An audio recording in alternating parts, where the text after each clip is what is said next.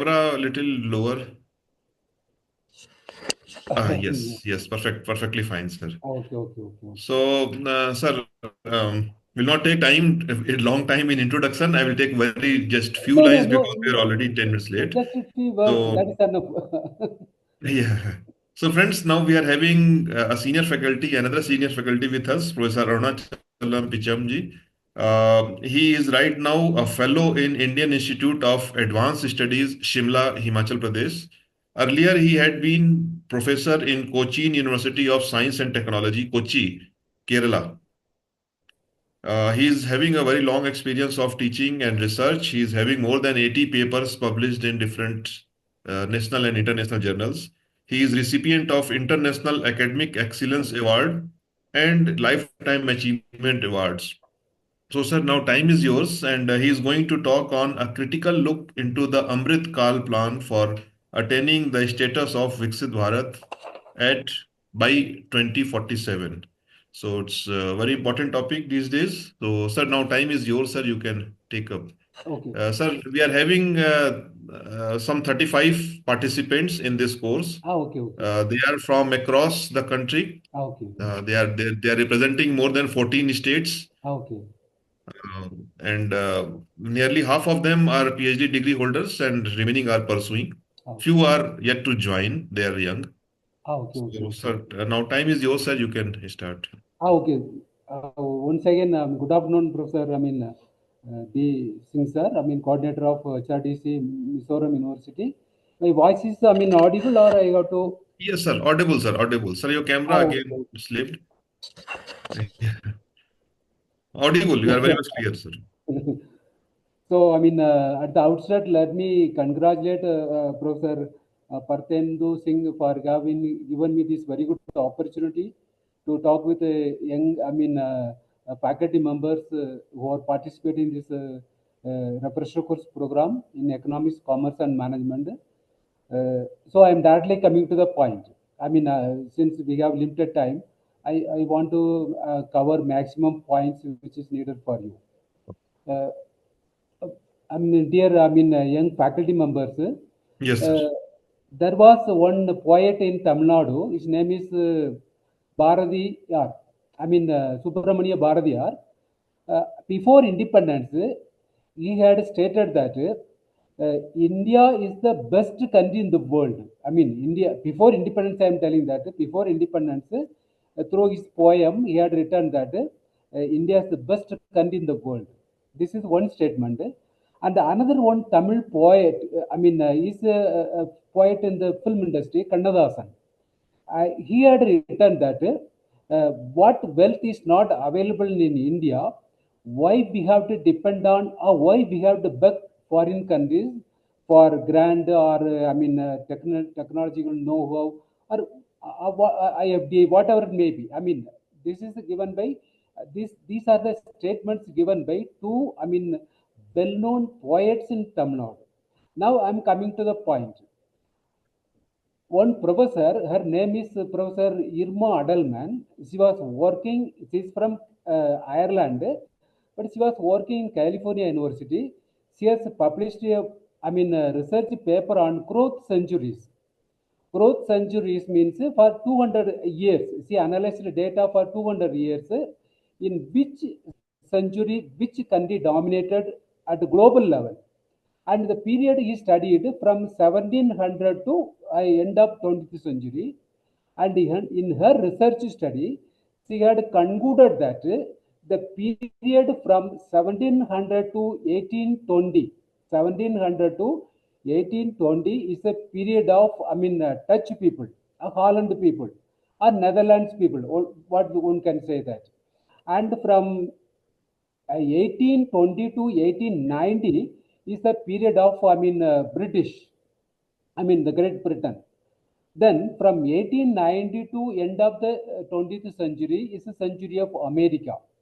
And finally, she had concluded that the period, 21st century is the century of China and India. This is what, her conclusion. And what she described from all these, year period, during this period, from 1700 to 1820, during that period, we know very well about the navigation of the Dutch people.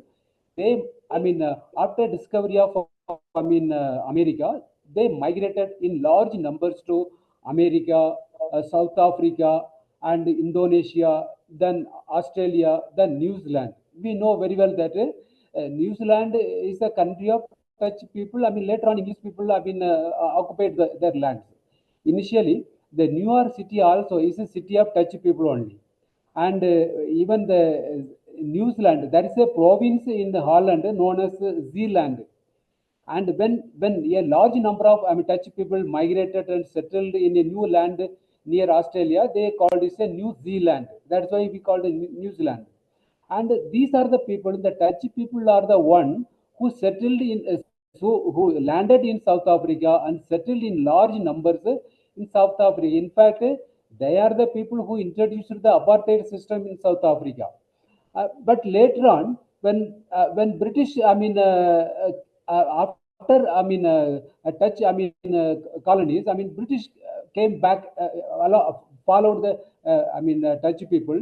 They migrated and settled in South Africa because of the, manpower and military power.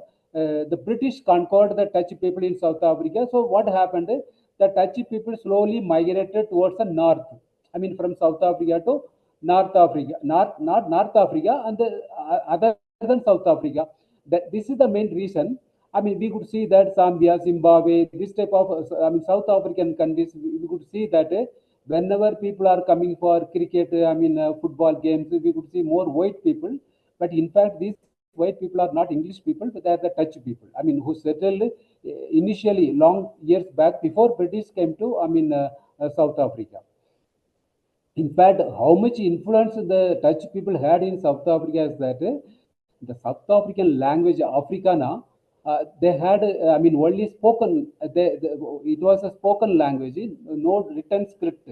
But the Dutch people, when settled in large numbers, they started writing the Afrikaner language in Dutch language.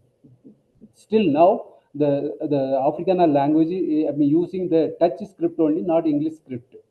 That much influence the Dutch people had in South African country, even Australia, New Zealand, New York City, like that. So, Madam, Nirma Adalman has stated that. So, this period is the period of Dutch people. They are the one who introduced the slave trade also.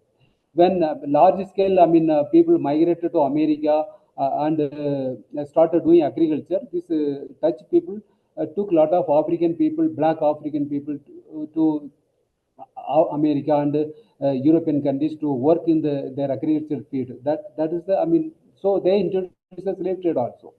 And from 1820 to 1890 is a period of British. We know that before 1820, British concentrated only on trade activities. They wanted to capture. They wanted to do more trade because the industrial revolution started taking place from 1760 onwards. So they started producing more. So they got very good, raw material potential areas from the trade areas. But slowly they started conquering these areas and brought under their direct control. This happened from 1820 to 1890. During this period only, British became Great Britain, and they conquered the entire world except a few countries in the world. What one can say that. So they played a major role. British played a major role due to their military power, due to their trade power. They brought most of the areas under their colonies. Along with Europe, other European countries also brought many areas under their control, but Great Britain played a major role. Even India also brought under their control during this period only. And from 1890 to end of the 20th century of America, we know very well that what was the role played by America during the First World War period, during the Second World War period, even after after India's independence also. America always playing a major role during the Cold War period also. When Soviet Union was there before 1990, America and the Soviet Union always in confrontation position. And finally, America won. What can we say that? Because after disintegration of Soviet Union, America became so powerful after 1990s. And Vietnam War, I mean, so many, Iran-Iraq War, and even the power of, I mean, Israel always behind, I mean, is in America. That way we can say that. So America played a major role in the 20th century. Even now also they're playing a major role, but still economically, militarily, America played a major role in the 20th century. And finally, she concluded that China, this century, 21st century, is the century of China and India. Now we have to see that whether China proved its capability, whether India in a position to prove its capability, that's what we have to do.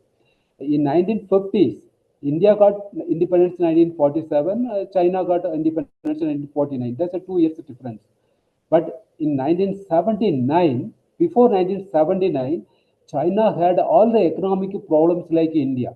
In 1951, poverty was quite common in India. Poverty was quite common in China also. India was under industrialized. China also have been less industrialized. And a lot of differences, rural urban differences, I mean, existed in India. In China also, it was quite common.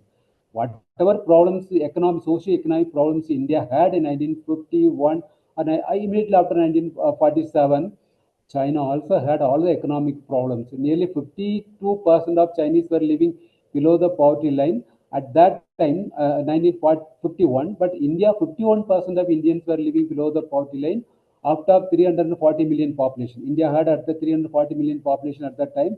Out of that one, nearly, I mean, 51% of people were living below the poverty line. This was the condition. But what happened after independence, India started taking a lot of effort in industrializing the country. For example, 1948, Government of India brought Industrial Policy Resolution. 1956, Government of India brought Industrial Policy Resolution. 1977, Government of India brought Industrial Policy Statement. 1980 also, Government of India brought Industrial Policy Statement. 1991, India almost completely opened our economy for foreign direct investment. And 2005, Government of India introduced a special economic zone program. It was already adopted by Chinese government in China. And 2014-15, we know after the present government came to power first time 2014, the present government introduced Make in India program, and 2016, present government introduced a startup program, and this program is still going on. This is one side.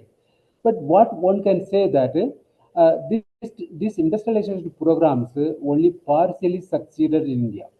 And what the freedom fighters thought that after independence, India will be industrialized, and India industrialization will bring more employment opportunities, investment opportunities, and that will bring the gap between rural and urban areas, and it will create economic opportunities, income opportunities, and prosperity opportunities for people who are in the urban area, people in the rural area. That's what the freedom fighters thought.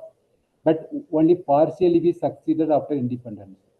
But meanwhile, what happened? But at the same time, we succeeded many areas. For example, right, first fire plan we gave importance to agriculture sector, and because of more importance given to agriculture sector, 1967 itself, India made green revolution. I mean, 1967 itself, I mean, the fourth fire plan, what one can say that fourth fire plan itself, India made green revolution. At the same time, 1964, nearly 40 million people died in China due to starvation. This was the condition of the China, I mean, in 1964, and India's achievement in green revolution. And fortunately, after 1950s, what one can say that the countries like South Korea, Taiwan, and Hong Kong, Singapore, because of their accessibility with the port, waterfront areas, they got a lot of opportunities in providing services to the ships who are carrying, commercial products from Asian countries to America, or raw materials from Asian countries to, eastern part of western part of America. So many trade activities boosted after 1950s. Because of the more trade activities, the port towns like Singapore, Hong Kong, I mean South Korean, and even Taiwan, they became so advanced. Advanced in the sense that before 1967 itself, Hong Kong became advanced because Hong Kong was with the British. I mean, during this period, because Hong Kong was given to British in 1897 on 100 years lease. I mean, China gave this island to British on 100 years leave in 1897. So this island was under British control during after 1950s. What happened when due to port facilities, due to more fund flooded into the Hong Kong island, this island got a lot of fund from foreign countries. They become highly advanced port city. Due to more foreigners, road development took place, electricity development took place, tourism development took place. So when compared to Chinese mainland, this Hong Kong became advanced status like South Korea and Taiwan and even Japan also. And China realized that how the main China areas are backward, and this Hong Kong island is getting forward with all world class infrastructural facilities. And they realized that the main reason for Hong Kong development was foreign direct investment, or MNCs, or global corporations, or multinational corporations. Realizing the importance of global corporations and their knowledge for economic development or infrastructure development, the Chinese authority opened their economy for foreign direct investment in 1979. India opened, we opened our economy in 1991, but just 12 years before, China opened, their economy for foreign direct investment in, in the year 1979. We cannot imagine that after it's opened its mainland, the main how it opened in the mainland is that nearly 5 to 6 major district like port towns were identified. Six, areas like initially 5, then later on one more area also added. A district like areas where opened for foreign direct investment. Land will be with the government, but it will be given to foreign companies, foreign MNCs, foreign global corporations on long years of leave. They can come to China, they can invest, they can manufacture, they can sell their product. First, initially, they were agreed to take the product to foreign countries, but later on allowed to sell their product within China also. And under this scheme, generally we used to call special economic zone. Generally China used to call special economic zone area.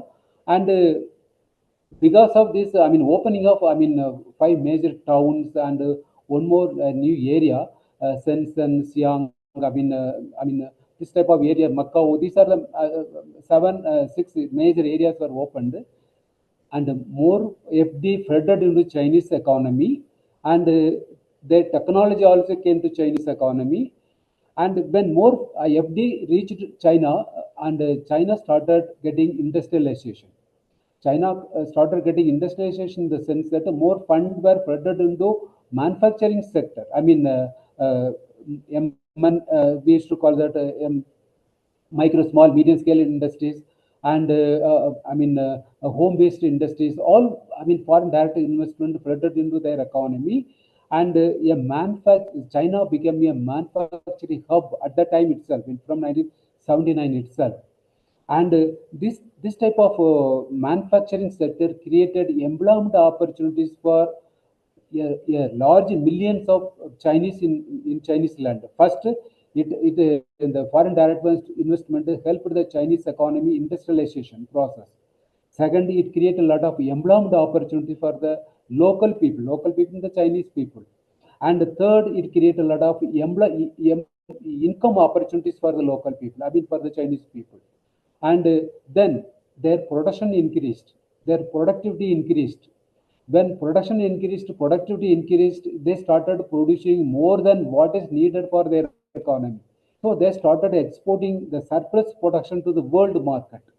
Whatever may be, from electronics goods to toy manufacturing, mobile, computer, software, everything they started exporting to the world market. So the surplus were exported to the world market.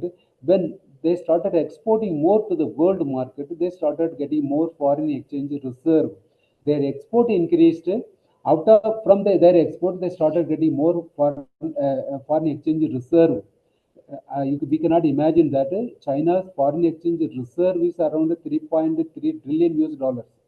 India, suppose we say that India's fifth largest economy in the world with 3.95 trillion US dollars, something like that. But China's foreign exchange reserve alone 3.3 trillion US dollars.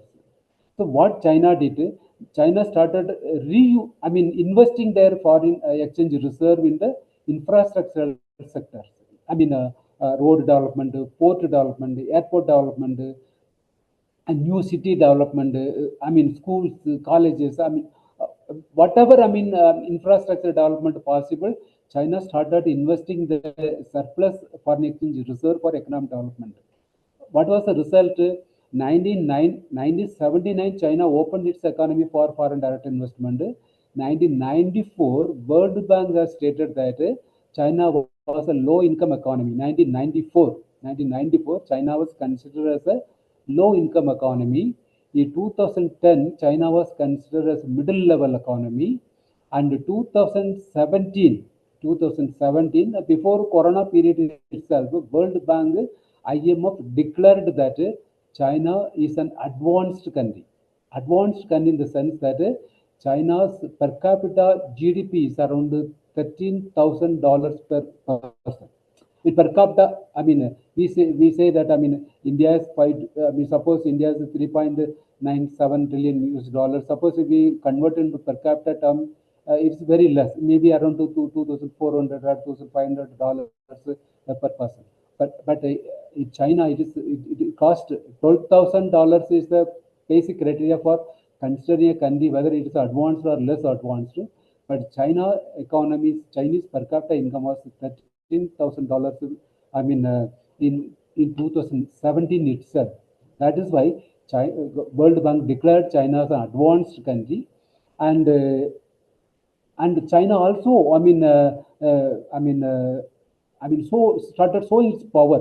Power in the sense that using how to make use of the surplus money they are receiving, constructing a long sea bridge to Hong Kong, and introduced a bullet train 2010 itself. China introduced a bullet train in 2010 itself, and China constructed the world's largest three-coach check dam in the Yangtze River. These are all how China made use of their money in infrastructural areas. Not only infrastructure areas, tourism development also. China spent very huge amount of money for tourism promotions. And not only that one, China started providing financial support to Sri Lanka, financial support to Pakistan, financial support to Bangladesh, financial support to many African countries. Even Tongo railway in the Western African country, Tongo's entire railway network system is provided funded by Chinese government only. So that way, China is playing a major role in extending financial support to most of the developing countries. Not only developing countries, even there people are migrating very large numbers to Spain, France, Spain, like that. We've read a lot that one of the reasons for Corona spread to European countries is a large scale migration of Chinese workers. Who are working in Spain, France, the people during the Corona period and before the Corona period. That much influence China started showing to the world market by using this much money they are receiving through foreign exchange, through their exports as foreign exchange reserve. So as per Irma Edelman's conclusion, China already proved. This century is the century of China. Nobody can question Chinese economic development. Now we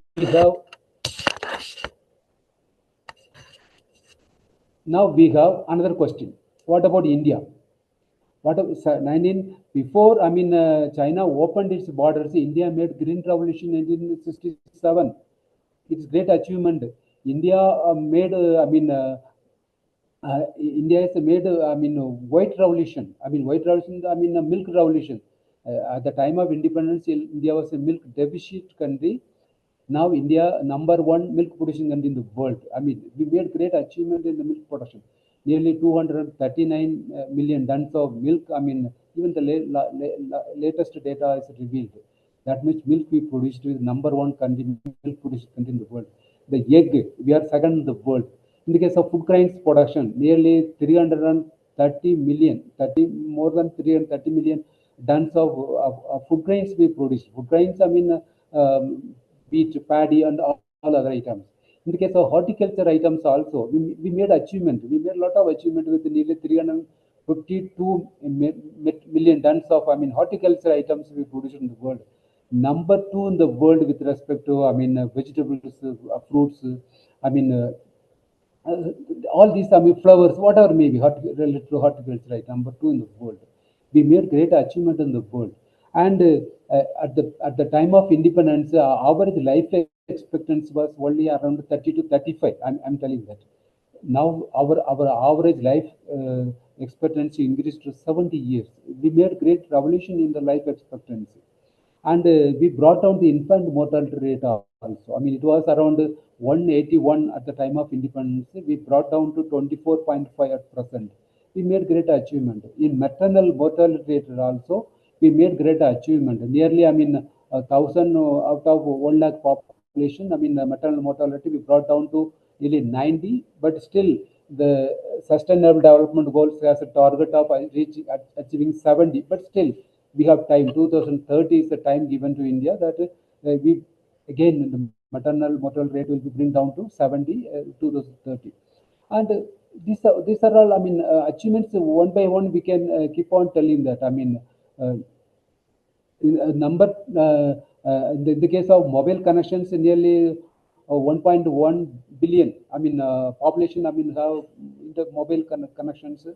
Even around 900 million people are having internet connections, mobile, whatever may be the connections we are using. Uh, I mean, third largest, I mean, digitalized economy in the world. Now we are transferring money. I mean, purchasing things through online. I mean, this type of, I mean, development revolution we made in India. I mean, we would say that these are all, I mean, achievements we made. We are sending rockets to moon. We are sending rockets to, I mean, Mars. I mean, those things I don't want to go to other areas. But we made great achievements in the socio-economic fields. Then what's the problem? Why we are? Then what's the problem when China became advanced country? What's the problem with our economy? And uh, 2020. I mean, even now we used to tell that India is the fifth largest economy with around 3.97 trillion US dollars. But before Corona period also, India was the fifth largest economy only. But the Corona only brought down our economy level to sixth position. Now again we overtook, I mean, England, and now this year, I mean 2025, we will overtake, I mean, Japanese economy. Then we will by the 2017, I mean, we will overtake German economy, and 2027 India will be the third largest economy. Generally, I mean, we feel proud of, I mean, being the third largest economy in the world, as Irma Adelman has stated that this century is the century of China and India. And what's wrong with our economy? India also made so many achievements like that, but these achievements were questioned in 2020. These achievements, whatever achievements, I'm giving a list, and so many lists are there, and these achievements were questioned in 2020, because when the corona, I mean, affected all over the world, India, like other economies, India also locked down our economy March 24 night. I mean, 2020, Indian economy, government of India locked our economy to avoid spread of COVID to, I mean, urban areas to rural areas, or one place to another place.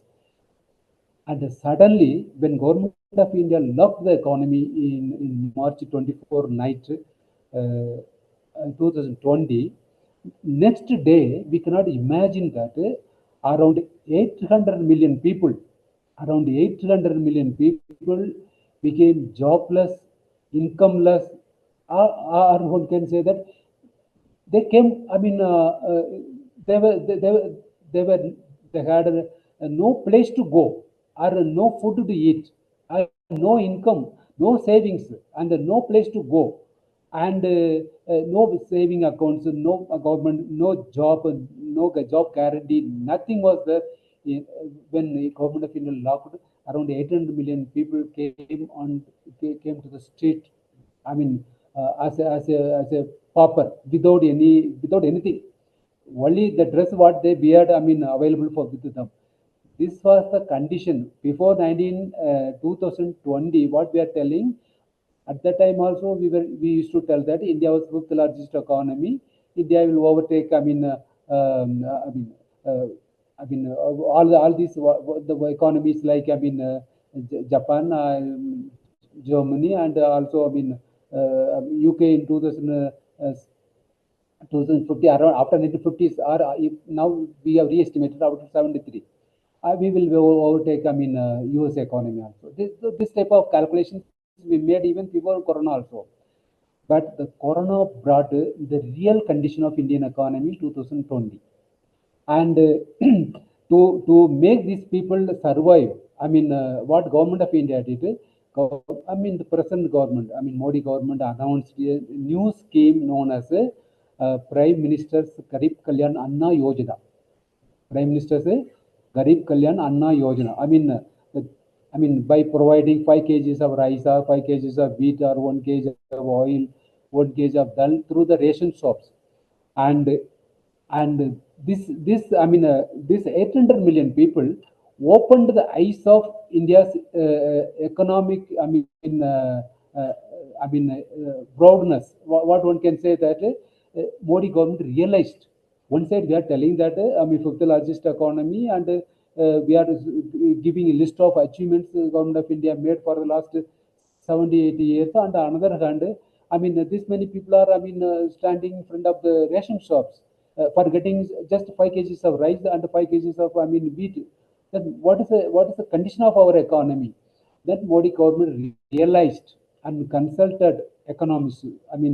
People from different, sectors. What is the condition of Indian economy? What is the condition of the people in India? What is the condition of the industries in India? What is the condition of agriculture sector in India? And then government of India realized that India was not moving on the right direction in 2020. That's what Modi government realized in 2020. That is why to put the Indian economy on the right track,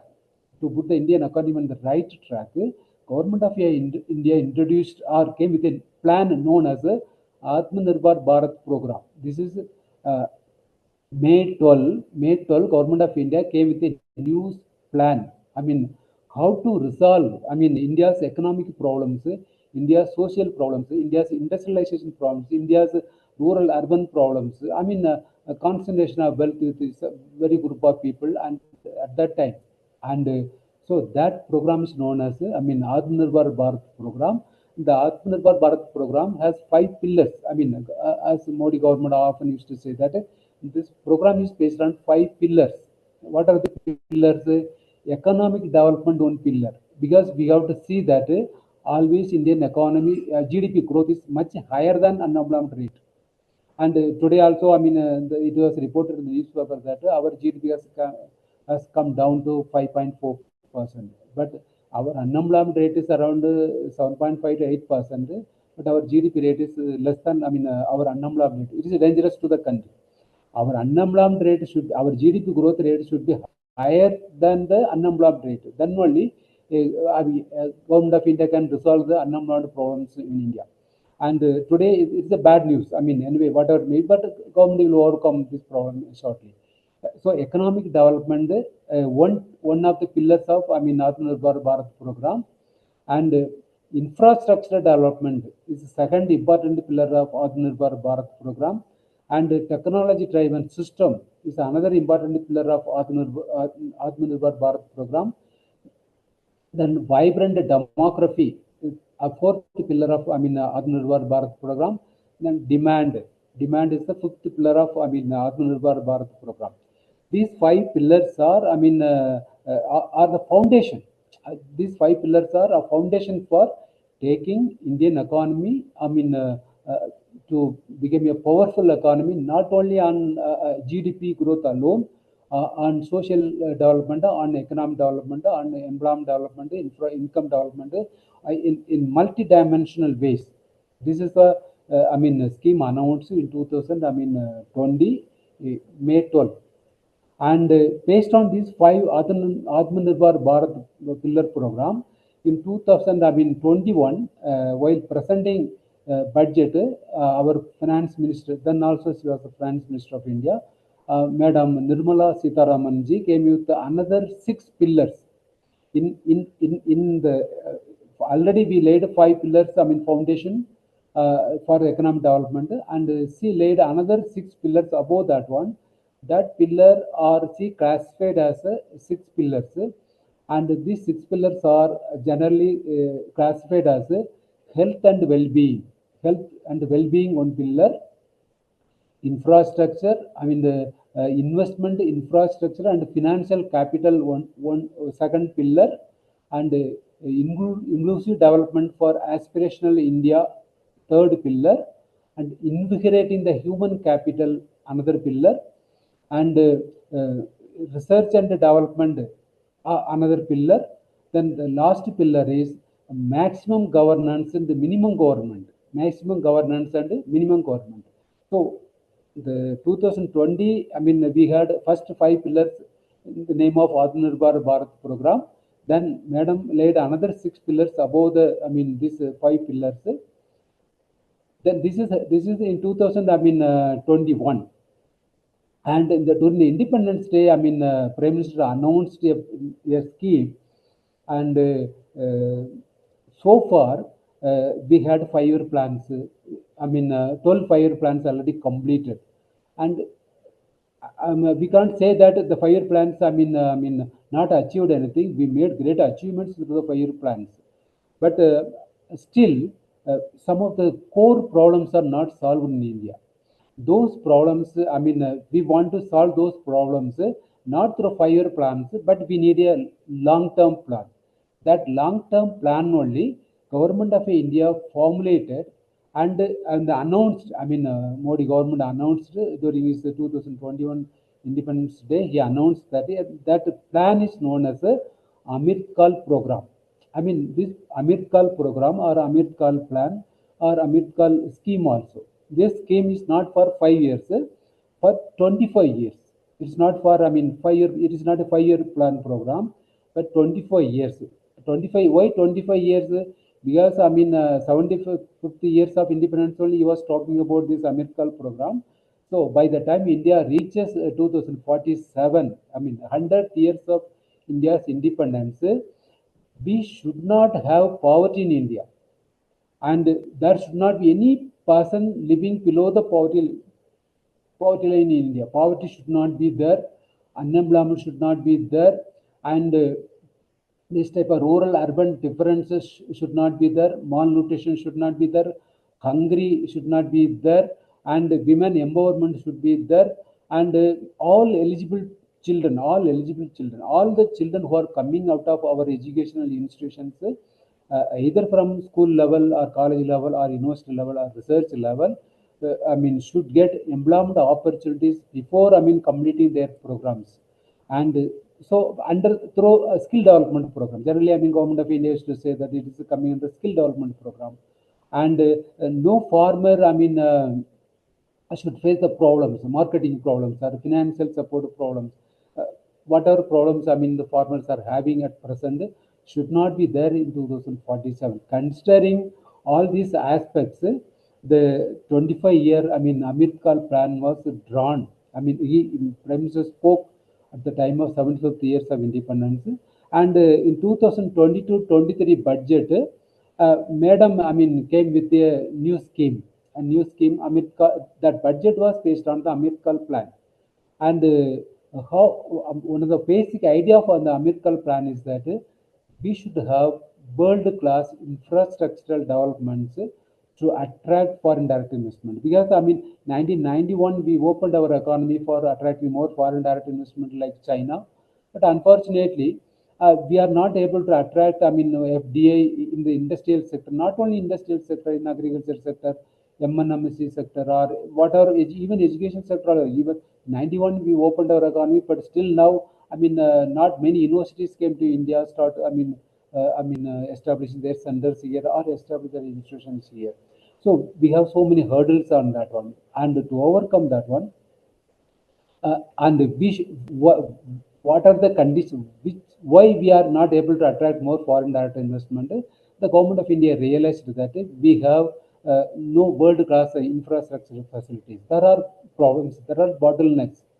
To overcome these problems, in 2022 budget, Madam came with a new infrastructure boost budget. Generally, we used to call, Gadi Sakti program budget. One can say that 7 engines of growth.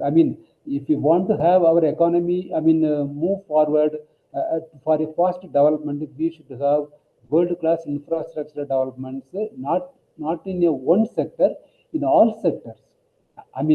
World-class railway development, world-class, road development, world-class airport development, world-class port development, and world-class waterways development, world-class mass transport system, and world-class, international container transshipment facilities. Because these are the, facilities attracted more foreign FDI into the, islands like Hong Kong, even countries like, South Korea, countries like Taiwan. Yes, the world-class infrastructural facilities helped them to attract more foreign direct investment. So that helped them later on industrialization. Based on this idea, in 2022 budget, Madam came with a seven. These Gadi Shakti programs are coming under 7 engines of growth. Because if all these 7 engines of, if we created world class development in transport sector, automatically whatever we produce within our country, we can export to the airport. We can export through our airport, we can export through our port, and we can store our product, and we can that way, skill development. Nothing will be spoiled in India. Nothing will be. We don't have. We will not face any marketing problems for our products. Whatever we produce within India, whether the agriculture sector or industrial sector, whatever it may be. This is what this 7 engines of, foundation laid on 5 pillars of Atmanirbhar Bharat, then 6 pillars of 2021 budget, then seven, Gadi Shakti, 7 pillars above that one. Then 2023 budget, madam, 23 budget, if you go look into that 2022 budget, yes, all these schemes are coming under Amrit Kaal program only. In 2023 budget, if we look into 23 budget, we would see that again, Madam came with highly prioritized areas. Because unless and certain areas are identified and solved by the government of India, and we cannot move forward on the right track. And considering that aspect, in 2023 budget also, Madam came with another 7 prioritized areas. She classified the prioritized areas as Saptarishi programs. Saptarishi programs are 7 prioritized areas. What are the prioritized areas is identified? We need inclusive development. In fact, inclusive development concept introduced in the 11th 5-year plan itself. But still we are talking about that concept. Inclusive development in the sense that maybe financial inclusion, because after 2014 only, nearly 20 million people opened bank account for first time. In India, I'm telling that. After 2014, so we need financial inclusion. Financial inclusion is one of the main, opening bank account is one of the reason for reduction of corruption at the village level, because now most of the financial transactions from the government, particularly direct benefit schemes like benefit for the farmers, benefit for widow pension program, or even monthly pension programs, or disability benefits.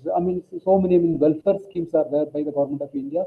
All even the MNRJ salary also. All these salaries are rooted through this type of financial inclusion program, or even opening of bank account known as Jan Dhan Yojana program. And the government's housing schemes also, now utilizing this Jan Dhan Yojana account for transferring money. And so in the overall seven sub-30 programs are there. One is the inclusive development program. Then second, infrastructure development. That also, see, the Atmanirbhar Bharat also infrastructure was there. The 6 pillars of 2021 budget also infrastructure was there, and 22 budget completely dedicated for infrastructure development. That is why the latest budget also nearly 1.1 lakh crore was allotted for infrastructure development. Nearly 3.4% of India's budget allotted for infrastructure development, because infrastructure is playing a major role for economic development. So first priority area was inclusive development. Second priority area was infrastructure development. Third priority area was reaching the last mile. Reaching the last mile. Our welfare programs should reach wherever, even nook and corner of India's economy, India's regions. That is reach the last mile one. Then youth development, one important prioritized area. Then green development is one of the prioritized area. Then financial capital one prioritized. Then unleashing the potential. Another seventh important important sub-30 programs. These are the sub-30 programs that are announced by the Government of India 2023 budget. Then you come to 24 budget. Before budget, I'm just to go to the interim budget presented by the Government of India 2023. 24 interim budget presented by the Government of India. In the interim budget, Government of India focused only 4 areas. So far, so many, infrastructure development, inclusive, so many programs are there. But in the interim budget, Government of India focused only 4 perennial problems. What are the perennial problems? Poverty eradication, one important, agenda of 2023, interim budget. Then skill development, other youth development is one of the another important area of prioritized area. Farmers development, socio-economic development of the farmers, third important prioritized area. Then women empowerment. We just see that 2047, these 4 problems should not be there in India. These 4 problems are perennial problems in India. We made green revolution, but hungry is there. We are number 1 milk producing country, but malnutrition is there in India. And we are telling that number 2 in egg production, in vegetable production, in so many other horticulture items, but still we have children with standard growth. 1 out of 4 children are wasted in India. That type of problems are existing in India. What is the reason? The main reason is poverty. Poverty and unequal distribution of wealth. Poverty and unequal distribution of wealth are the main reason for that one. So 2047, we should not have, or India, the word poverty should be removed from India. Nobody, should stand in front of the ration shops. That is the main target of Government of India. This is one of the target. Then no unemployment in India. Every eligible person should get a job immediately after coming out of their educational institutions. That is 2047. Then as the farmers are facing a lot of problems in India. Even frequently, they one said they are demanding minimum support price. Government is promising, but on the other hand, states like not only in Punjab, Haryana, even many of the southern states also. Immediately after the harvest, the farmers are waiting for long period. To procure their whatever producing, paddy or wheat, whatever may be procured by the Government of India. But some certain cases, the Government of India is not procuring the paddy and wheat from the farmers in time. So it is always a threat for them, because they are always under tense pressure. Yes, nearly most of the I mean, for a local farmers, the financial, the institutional finances support is not available. They are always getting some money support from private money lenders with 30% interest rate or even 35% rate of interest. So they are always under stress. To repay their money they borrowed from money lenders. So they want to sell their, paddy, wheat immediately after harvest. But unfortunately, we would every time we would see that the government is not procuring the paddy, wheat from the farmers in time. So they are under stress. So finally, what the record says that from 1995 to 2017, nearly 3.15 lakh farmers have committed suicide in India. From 1995 to 2017, nearly 3.15 lakh farmers have, it may be more than that now at present, because after that, the government stopped publishing. We don't have any data regarding how many farmers committed suicide. Even the recent in Punjab, Haryana, also one farmer had committed suicide because his paddy was, not procured by the in time. I mean, uh, so many of the cases, unnoticed and unrecorded. So 2005 data, 2017 data, I'm telling that one. Two-thirds of the profits are taken over by the, money, not by the traders. But the farmers are producing more, but at the same time, two-thirds of their profit share is taken over by the merchants or traders involved in that type of activities, or even mandi, agencies, whatever it may be.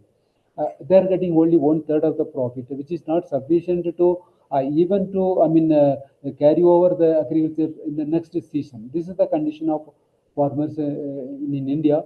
Even 2007 itself, there are committees they have stated that 42% of our farmers are not ready to be farmers. 42% of nearly India, out of India's total population, nearly 42% of Indians are directly engaged in the agriculture sector. But out of this, this many farmers, nearly 42% are not ready to be farmers. They are ready to, do any other manual work in urban areas, in the unorganized sector than agriculture sector, because it's not a profitable one. Because their profit, they are making profit, but at the same time, the profit is not, reaching them. Taken over by the traders who involved in that one. In the 2020, also government of India brought an excellent agriculture. This three four acts government of India brought, but due to protest from the farmers, or that was withdrawn by the government of India. But that case is different. But why I'm telling that, we producing more. For example, India, when I say that 330 million tons of food grains we are producing in India, but our capacity to store the paddy wheat only 100 million. So remaining paddy, remaining wheat or cereal items, we don't have a capacity to store it. Even the problem in Punjab, Haryana in procuring the paddy wheat is that the government has no, a place to store them. So few years back, when Manmohan Singh was the Prime Minister of India, the wheat and the paddy were stored in open places in Punjab, Haryana, states. What was the result? When there was a sudden rain, when there was sudden rain, the paddy wheat is kept in open spaces where, wet, then destroyed. Destroyed means, that's of no use for the, to be, distributed through a public distribution system. What was the result? And the government themselves, throw them on the wastelands. So rats used to eat the paddy wheat, and that is why Amartya Sen once has stated that, he has written in his book also, in India the rats are healthier than fatter than human beings. The rats are, because they are eating more wheat, they are eating more rice. The reason is that we don't have storage facilities. We don't. Many of my research articles, I had clearly stated that we have to construct godowns in each village. Very large godowns, very not only godowns, very large air-conditioned godowns also. According to the, the area in which, what they are concentrating, whether it is they're concentrating on flowers or vegetables or food grains, whatever may be. Government of India has to construct very large godowns, very large air-conditioned godowns. Then, and farmers should not sell their products immediately after harvesting. The farmer government has to provide facilities for them to store their products, so that farmers can store their products in the godowns, in the air-conditioned godowns. They can convert them into value-added products. Where government should start, food processing industries in rural areas. Openly we can say that less than 10% of the, food grains items only processed in India, except milk and meat items. Only in the milk, 34% of the milk items are processed. Even meat item also nearly 24% of the meat items are processed. But other than that, in the case of vegetables, fruits, flowers, food grains, less than 10%, maybe some cases less than 5% only processed in India, because we don't have godowns, we don't have air-conditioned godowns to store the products. Because of that one, how long we can keep the vegetables, tomatoes, this type of, flowers, fruits in open space or in the market. So there are studies they have reported that 30% of what we are producing in India, 30% of what we are producing in India simply wasted due to lack of storage facilities, processing facilities, marketing facilities, and transport facilities. That is why the present government is giving a lot of importance. The Modi government is giving a lot of importance to, storage houses and transport facilities, even marketing facilities also. But unfortunately, it is only limited. Places it is available, and majority of the farmers are not getting this type of, storage facilities or food processing facilities. If the farmers are getting food storage facilities, food processing facilities, their product could be converted into value added products. They will get more price. They can sell the product directly within the national market, or even they can export to international market. But that opportunity is not available at present. But what Modi government is telling that is, by the time when India reaches 2047, no farmers will face this type of conditions. No farmers will face this type of, hurdles in India. Godowns will be constructed, air-conditioned godowns will be constructed, and food processing industry will be established. Agriculture sector will be brought under, surveillance system. Then farmers, who are working, 150 days in the agriculture sector, remaining days, 150 days, they can work in the food processing industries, so that their income opportunities will be increased, their economic, social development will be ensured. They also will, live like, like urban people with very good houses, toilet facilities, drinking water facilities, very good road network facilities, and all, mobile, whatever facilities we people are enjoying in urban areas, will be made available or ensured for the farmers in 2047. That is why this Amrit Kaal, this 2023 interim budget, Government of India, 2024 interim budget clearly made it. Prioritized this farmers' economic development. And another important area Government of India identified is that women empowerment. Women empowerment means, though we are telling, women are having equal rights as per the constitution. Even 33% seats are reserved. Even some states, in 50% of the seats are reserved for, ward level, panchayat level, even councillor level. But overall, if you look at number of parliamentarians, 74. Even the present government, only 74 parliamentarians are there as a representative of women. Up to 543 total number of parliament seats, 74 is very less, maybe around 14% of India's, total number of, parliamentarians. And but government is, promised that 2047, women will get nearly 50% of parliamentarian seats, assembly seats, whatever it may be. Because why Government of India is giving importance to, women, is that if we analyze the development experience of the developed countries, whether European countries or America or South Korea or even Japan. uh, Women role is very important for economic development, because in all these advanced countries, women contribution to GDP is, very much, equal to that of men. I mean, they are equally contributing their in the form of GST in their respective countries. But in India, women's contribution in the GDP is in their GDP only 17%, though they are constituting nearly 700 million of the total population. But their work participation also 37%. Their contribution to GDP also very less, 17%. And and even World Bank has recently estimated that if all eligible educated women in India are employed, at present I am telling that, the World Bank has stated on the latest data, if all the educated, women at present in India is employed, India's GDP will be increased to 997 billion, around around 1 trillion. One can say that around 1 trillion, equivalent to that 1 trillion US dollar. In GDP will be increased immediately. That is, India will be third largest economy immediately. That's what the World Bank has estimated that. But the opportunities are not available for women, and there are more. Even we know very well that after 28 states, how many women are chief ministers in India?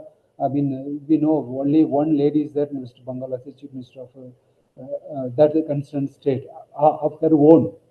But remaining states, only male members are as a ruling as a chief minister of their respective states. Even states like Kerala also. We never so far we never seen any women become chief minister of that state. Though the communist government always telling that we are labor friendly, women friendly, worker friendly, so many friendliness they are telling, but the chance was not given to women. This is the case with other states also, because something wrong with our social system, because basically India is a patriarchal system. Male dominated system. Always male members dominate at house and open space, whatever it may be. But that prevailed not only among the rich people, poor people, and even among the politicians also. Politicians are always telling that equality is established, they are protecting the constitution. So many, protection they used to tell every now and then. But they are the one, always discriminating the women. It's the reality. Generally, I used to say frequently that the Jawaharlal Nehru family, just take, Indira Gandhi became Prime Minister of India because Jawaharlal Nehru had no sons. If Jawaharlal Nehru had a son, Indira Gandhi would have missed the chance to become Prime Minister of India. This is the case with independent, a patriotic family in India. I'm telling about Jawaharlal Nehru himself. And later on, even Rajiv Gandhi family also. Now, one boy, one girl is there, whom they are promoting. It's very clear. They're always promoting the boy Rahul, not the Priyanka. Though, finally she got a chance to be elected from, Wayanad constituency in Kerala. And it's not only, Raju family, even Kansiram. In Uttar Pradesh, 3 or 4 times, Mayawati became chief minister. We know very well, powerful lady. But her mentor, Kansiram had no wife and children, no wife and children, no boys.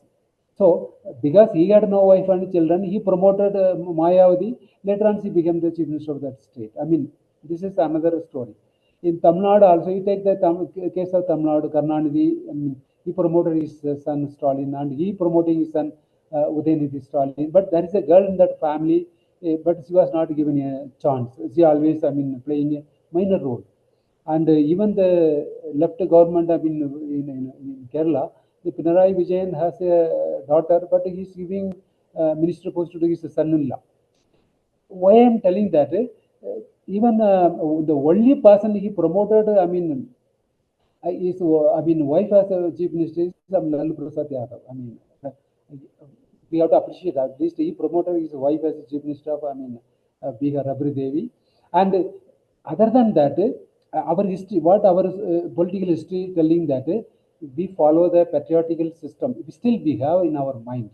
Though, I mean, we are telling, I mean, in Hinduism, Shiva, I mean, shared 50% of his body with his wife Parvati, called himself Arthanarishwarar, and we always worshiping him. But the people, I mean, the followers of the system, not following. We are always discriminating. But what Modi has made clear idea that by 2047, no women should face this type of discrimination. I mean, they should play equal role in politics, not as a councillor, not as a, ward member, not as a panchayat president. It's not like that. Out of 28 states have 8 union territories. 14 states should be ruled by women should be there. Their contribution in GDP should be at least like men. It's not only 17%. They should equally contribute. They should be employed. They should make income. They should spend money. If they spend money, then only GST will be increased. So they should have their own car. They should have their own house. They should have their own, travel plan. They have to contest elections. Whatever may be, but they should play a role. Yes, this is what going on in European countries, and this type of patriotical, mindset should be removed by 2047. Unless this is removed, we cannot claim India as advanced country. We are telling no, India going to be advanced country or Viksit Bharat 2047. That's what we are always government of India promoting Viksit Bharat program. But in the Viksit Bharat program, women should not face any discrimination in India, either from the political side or income side or education side, or in even in all respects. Whatever may be, role they are playing, they should play their role without any problems. Without any problems. So this is the government wanted to ensure at when India enters into 100th years of independence. This is what we should not see. We should see farmers are getting justice, and no farmer should be commit suicide in India. We should see that women are playing a critical major role in 2047, and women role is very very important for economic development, because often used to say that the global hungry index always telling that India been ranked. One side what we are telling, India is the fifth largest economy. Another side of the global hungry index telling that India been placed 105th rank.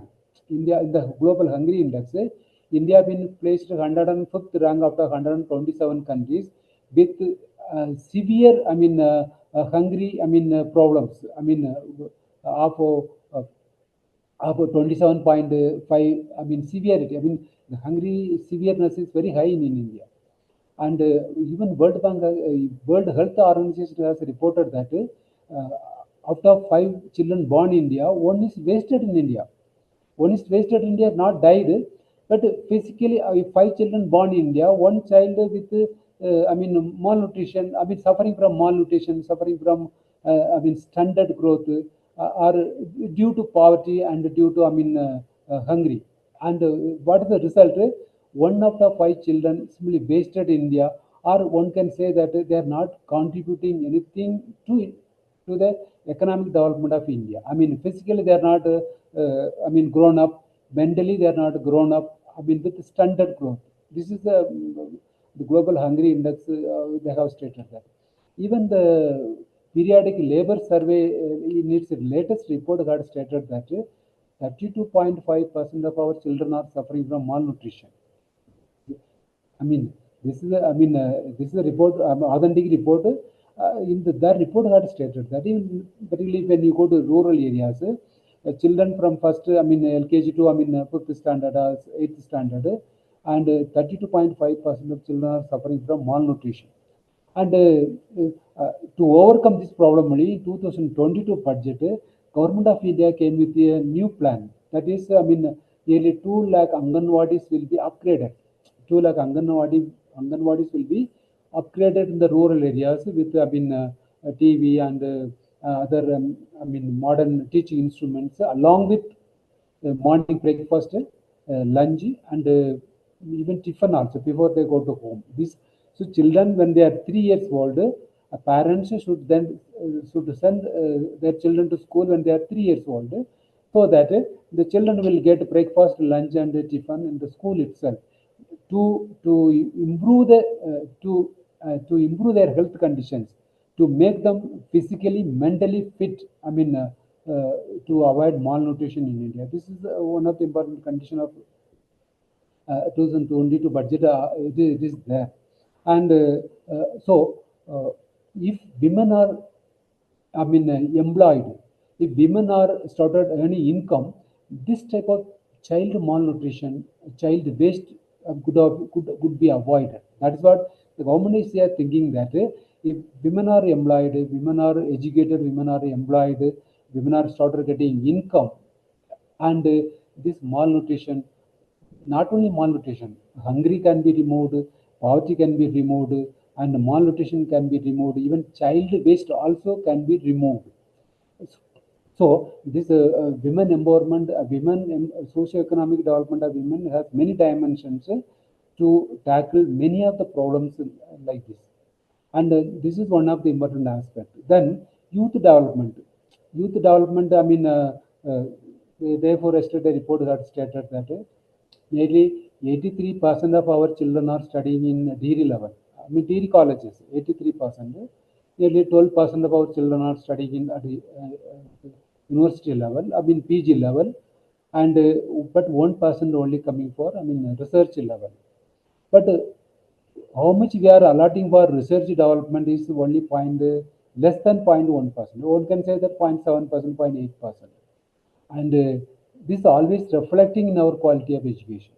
Because when we allot less money for education, I mean, research, I mean, research, I mean, areas, we cannot create world-class infrastructural facilities like lab facilities, library facilities, I mean, online subscription of online journals, publication of Scopus journals, and participating in seminars, conferences. Because all we have so many programs for enriching the faculty members, but at the same time they cannot go, they could not participate, because I mean, travel TA facilities are, I mean, travel facilities are not available for all, I mean, participants, and I mean, presenting papers in foreign countries are not available, and publishing in quality journals, I mean, by visiting many libraries, carrying out their research work in scientific institutions, that are also not available, because uh, only a limited institution like IIMs, IITs, and some central institutions are having more funding facilities. But other than that, state universities and colleges, I mean, particularly universities, colleges functioning in rural areas are not having, I mean, this type of, I mean, advanced, I mean, world-class infrastructure facilities, lab facilities, and even internet facilities also. I mean, what I can say that open, I can say that, and because we allowed less money for that one. Even 43 million, even Government of India records are stating that nearly last year, 2023, I mean 22, 23, I mean data, nearly 43 million children, I mean our children joined in colleges and universities for higher education. And that what about employment opportunities? What about employment opportunities? 83% of our educated children are unemployed. 83% of our educated children are unemployed. 70% of the engineers are unemployed, are underqualified. They are not having capacity to be recruited by the companies or corporations or even research institutions also. So this type of problems, I mean, we are facing at present to overcome this problem. But when we reach 2047, no student, I mean, should be disappointed that I selected arts program, I selected science program, I selected engineering, whatever may be your program, and jobs are ensured for each and every category of the, I mean, educational sector. I mean, where students are coming out of our education institutions, and research, education opportunities also, I mean, made available, should be made available for them, and employment opportunities also should be made available for them. through not only through general education. They have to go for double degree, 3 degrees. Even recently, yesterday only I read. Jindal University in Haryana. They introduced BA Honors in 3 subjects. BA Honors in 3 subjects. So this type of, not only concentrating on one subject, 3 subjects, or even technology also.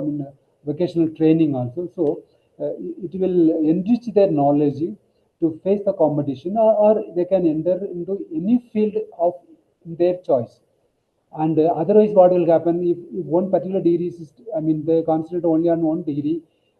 Jobs may not be available, but at the same time, jobs may be available in other degree, so they can get the opportunities anywhere. So that type of skill development. In fact, vocational training is ensured by the government of India. Already, government made it that 1,000 ITIs will be upgraded. Already we have 1,000 ITIs here. All these will be upgraded with this type of dual degrees, or highly skill oriented degrees.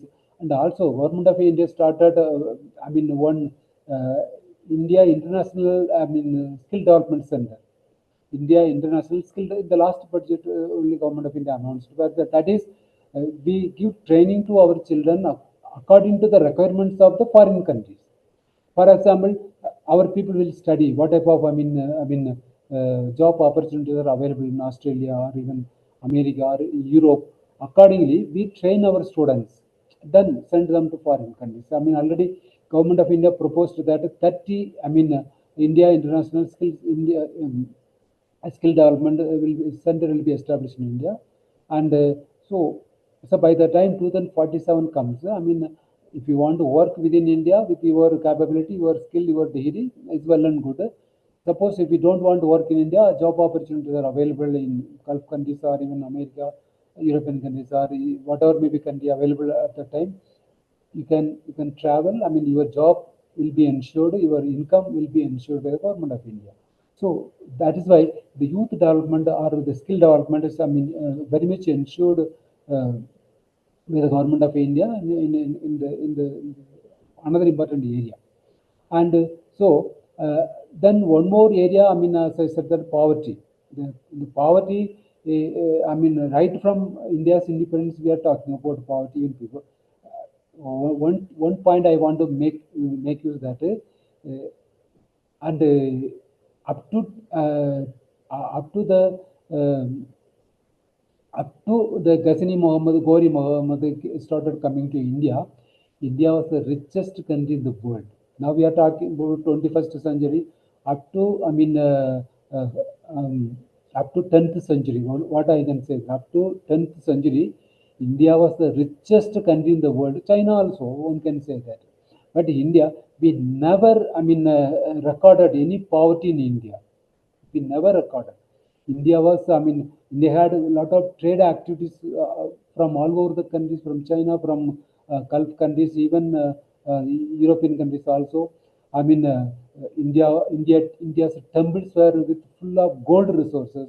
Indian people also had a lot of gold resources. Gold, not only gold, diamond, different type of wealth resources we had in India, and but all this wealth we lost after Ghazni Gori started coming to India.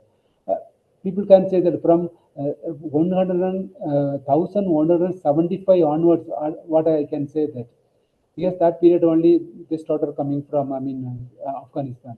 And when they started coming to India, initially they took our, movable assets, the form of gold, diamond from our temples. But later on, Sultans came, then Mughals came. People can say that Mughals did not take anything from India. People used to say that, but it's not true. Mughals accumulated wealth in capital, in their regional capital also. But whatever wealth they accumulated in India, taken over by the British. That's why I'm telling that from 175 to 1947, India was under foreign exploitation. India was ruled by, not by our own rulers. India was under exploitation. It's just 762 years totally. If you calculate, 762 years, India was under exploitation by the foreign rulers. Just imagine, it's not 100. Generally, people say that British ruled only 195 years. It's not like that. Before that, also India was ruled by foreign rulers. Even Sultan also foreign rulers. Before that, Muhammad Ghazni, Gori, they also took, our wealth. What's the result? All our richness been lost by India. By the time when we got India's independence, we had nothing. Gandhi is an example. Just we had only, one, two piece of British left. By the time when the British left India, what we remained with us, only two piece of cloth. Gandhi resembled that one. That was the condition. Even the villages in rural areas, in villages, even even two-piece clothes were also not available. So we lost everything. Why I'm telling that? If you go to our old temples, even the dancing girls used to wear, different varieties of gold ornaments. Old temples I'm telling. Before all these were 1,000 years. Before story I'm telling that. And that was our culture. That was our heritage. But we lost. Nearly 762 years, we lost our wealth. Now, after independence, only we started, recreating our economy or redeveloping our economy, and started providing even basic necessity food. Cloth, shelter. Still, their problems are not solved. Still, government of India, coming with a scheme after schemes like Prime Minister's Awas Yojana, and so many housing schemes are coming up. Nearly 2 crore. Government already announced 2 crore housing will be constructed in urban areas. Already 3 crore housing construction is going on. 2 crore already handed over to the poor people in rural areas. So this type of asset creation. Now, we started only. We lost everything. Now just started. But by the time 2047 is coming, we should see that every citizen of India is having houses, every citizen of India having wealth, like land, and no difference between rural areas and urban areas. We should have fast transport system like China, like bullet train system. We should have more. Cities. In the sense, cities in the sense, not simple cities. Industrial corridors. Now already many times government of India is coming with industrial corridors from Ajmer to even West Bengal, from Chennai to Hyderabad, from Chennai to Bangalore. These are all industrial corridors. 100 industrial parks government of India wanted to start. All this, the idea behind establishing industrial corridors, industrial parks, and creating world-class, road network facilities, railway network facilities, port facilities, the purpose behind all this is that to, to industrialize the country, so that the industrialization possible only through, not only through our own MNCs, our own entrepreneurs, or even government of India. We should have FDI also. We should have MNCs also. We should have multi-dimensional, maybe global corporations also. Everybody should play a role so that country will be industrialized. Country, more employment opportunities will be created. More income opportunities will be generated, and that is possible only through this type of industrial policy, industrialization programs. As I already told that nearly China's GDP, China is getting their nearly China. If you classify China's GDP, nearly 40% of their GDP is coming from manufacturing sector. But in India, it is only 17%, very less. And the government of India wanted to see that at least it increased to 25%. If it is increased to 25%, the job creation in industrial sector will decrease to 100 million. That means our manufacturing sector contribution is increased to 25%. That will lead to job creation of 100 million for our own children. This is what the government is planning. This is possible only through industrialization programs. So by the time when we reach 100 years of independence, and India will be industrialized, and India will be a country with inclusive growth, equality will be established, and no poverty will be in India. A prosper India. It's not, it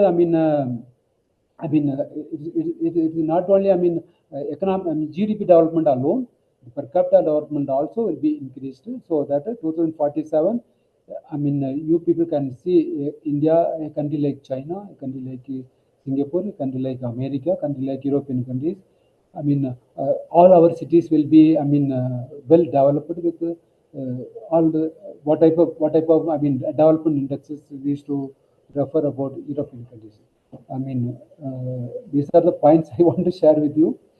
And if anything want to, get clarifications and other things, you are most welcome. And so finally, before coming to my conclusion, just I want to tell you, before, the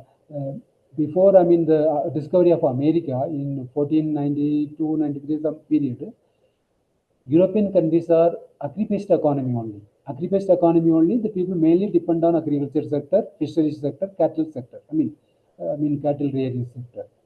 And after discovery of America, large-scale Europeans migrated to America, even South Africa, even New Zealand also. There also, they practice agriculture sector only in large scale. Thousands of acres of land. They practiced agriculture in large acres of land.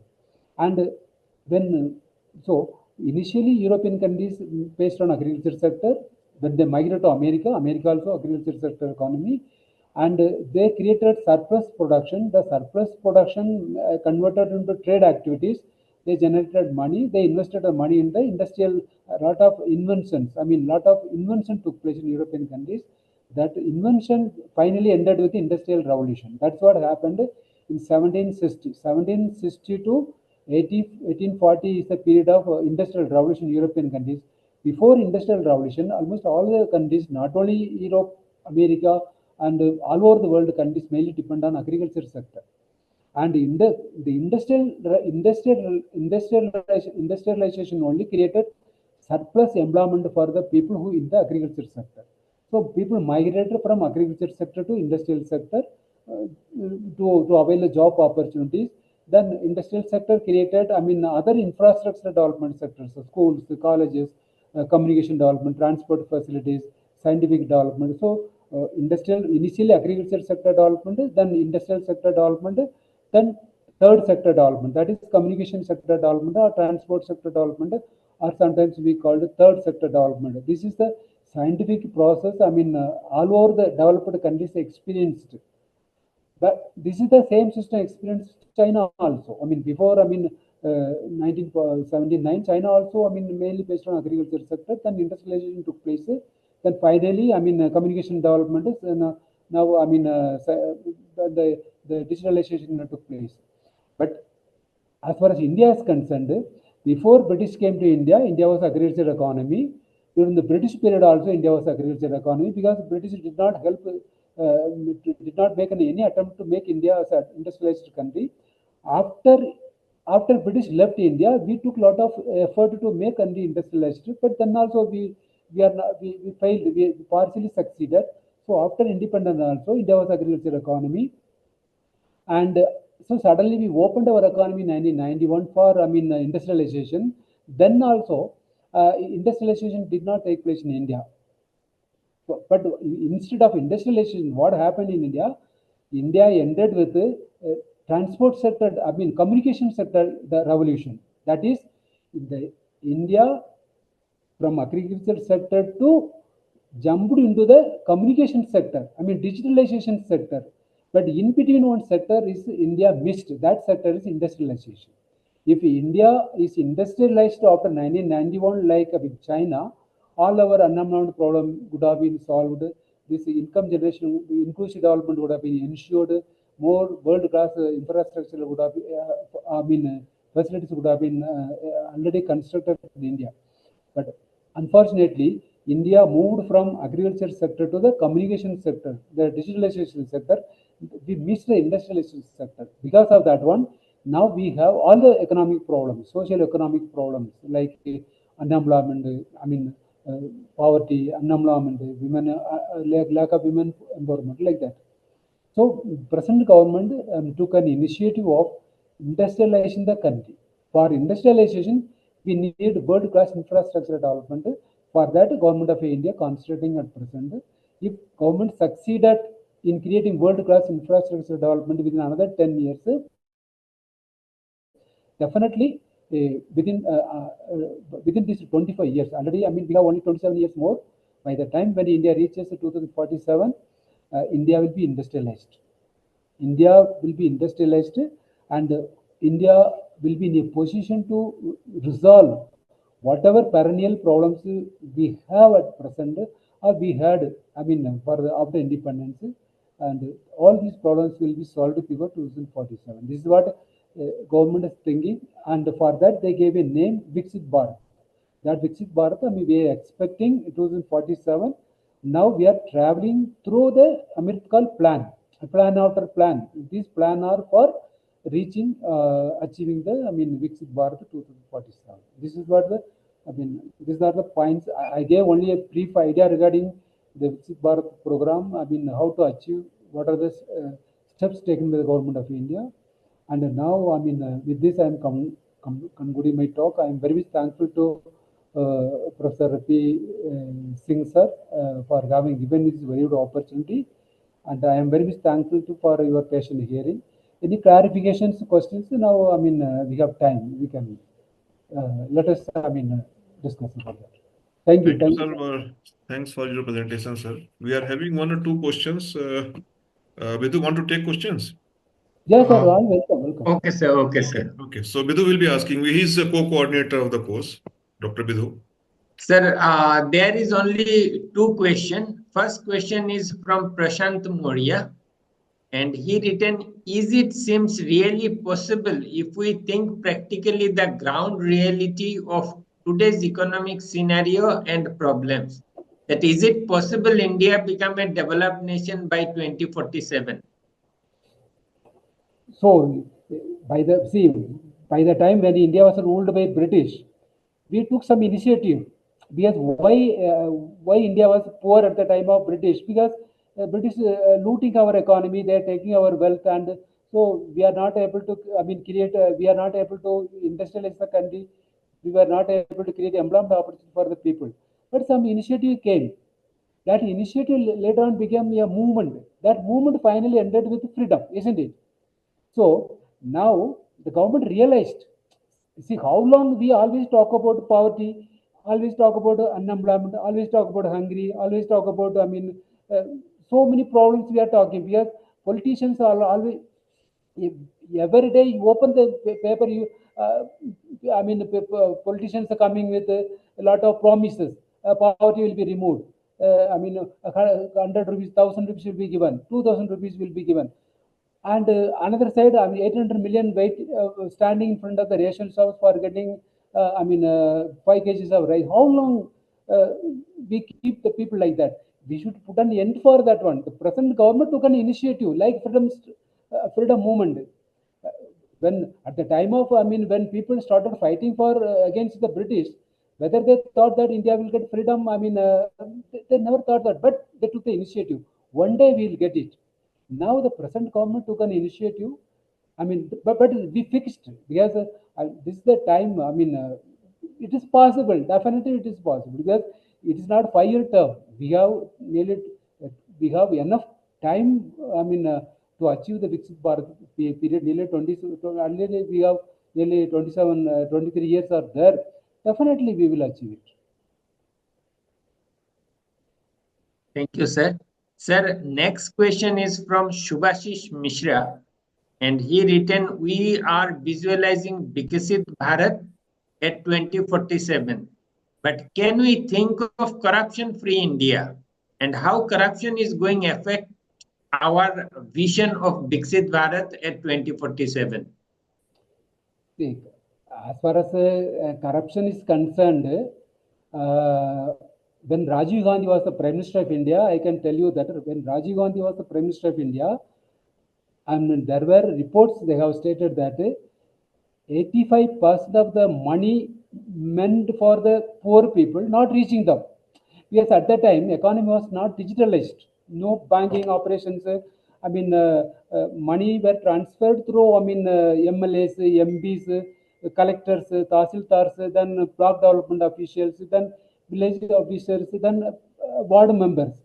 So, by the time when the money meant for a particular scheme reaching the people, I mean, all these people, I mean, officials, I mean, they took their part. Finally, only 15% reaching them.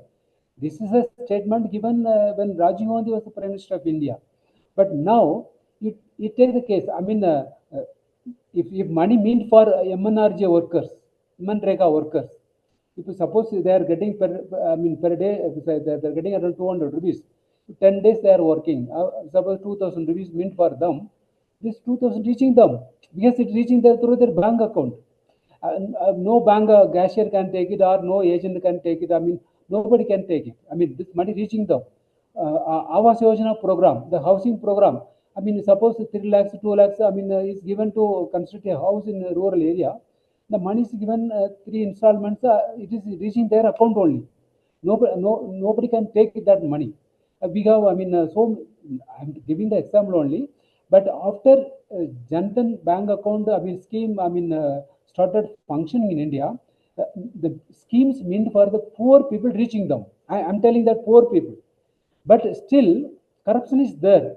Still, corruption is there because I mean, we have to blame the people, not the because corruption. Who is doing the corruption? The common people cannot do the corruption. Only politicians are doing. Yesterday, I read a news in Maharashtra. 65% of the elected member of parliamentarians are they had criminal backgrounds. I mean, murder charges are there. I mean, rape cases are there. I mean, corruption cases are there. So many cases are there. But who elected them? We only elected them. By getting 1,000 rupees, 2,000 rupees, I mean, we, in the innocent poor people, I mean, getting 1,000, 2,000 rupees, I mean, getting a liquor bottle or some food items, they're electing this type of, I mean, goons, gundas, criminals. But they always do the corruption. If you elect a criminal to be a legislator, definitely he will do corruption. That is why the present government has a scheme. We have to industrialize the country. Why people are getting 1,000 rupees, I mean, some liquor bottle? Because they have no purchasing power. So they depend on this type of criminals.